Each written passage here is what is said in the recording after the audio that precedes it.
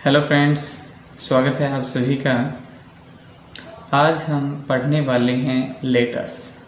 Letters क्या होते हैं? ये प्रिंटेड मैसेज होते हैं। ये दो प्रकार के होते हैं, फॉर्मल और इनफॉर्मल। आज हम यहाँ पर इनफॉर्मल लेटर्स के बारे में पढ़ने वाले हैं। इनफॉर्मल लेटर्स जो होते हैं वो परिवार के किसी सदस्य को, मित्र को, जानकार, परिचित या फिर अपने रिश्तेदार को लिखे जाते हैं। ये फर्स्ट पर्सन प्रोनाउन या सेकंड पर्सन प्रोनाउन के अंदर ही लिखे जाते हैं। हम यहाँ पर इनफॉर्मल लेटर्स के एक फॉर्मेट की चर्चा करेंगे जिसके आधार पर हम इस जैसे अनेक लेटर्स जो हैं वह आसानी से लिख सकते हैं।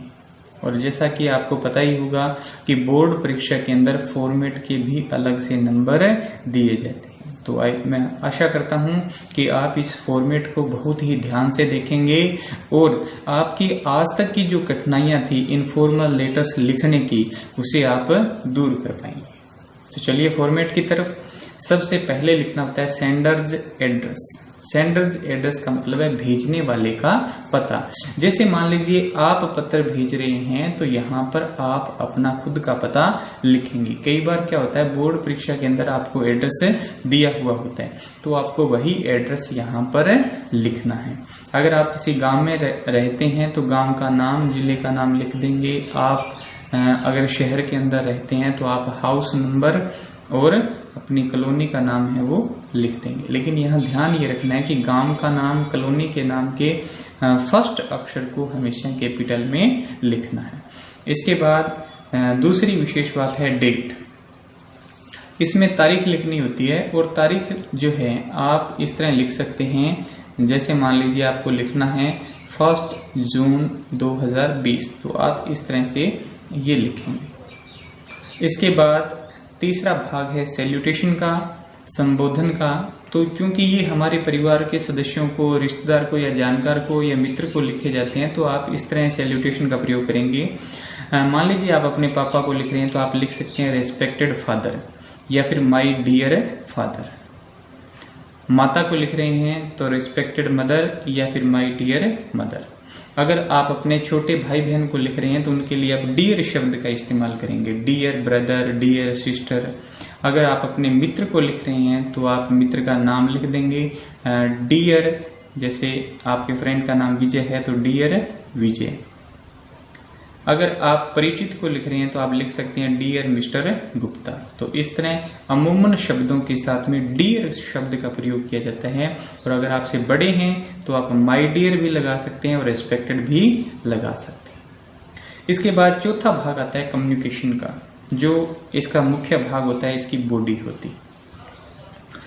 इसकी जो स्टार्टिंग है, ज़्यादातर पर्सनल लेटर है या इनफॉर्मल लेटर्स हैं, इनकी स्टार्टिंग आप इस तरह कर सकते हैं, I am fine here and hope you to be same there. ये एक पंक्ति आप याद रख सकते हैं और इससे आप अपने सारे जो पर्सनल लेटर हैं या इनफॉर्मल लेटर्स हैं उनकी शुरुआत कर सकते हैं। इसके बाद आप अपना जो कंटेंट है वो लिखेंगे। अमूमन ये 3 पैराग्राफ के अंदर लिखा जाता है, लेकिन ऐसा कोई पर्टिकुलर नियम नहीं है कि आप 3 ही पैराग्राफ में लिखें, आप 2 में भी लिख सकते हैं। कम्युनिकेशन के बाद में जब हमारा लेटर कंप्लीट हो जाता है तो इसके बाद आता है कटियस एंड।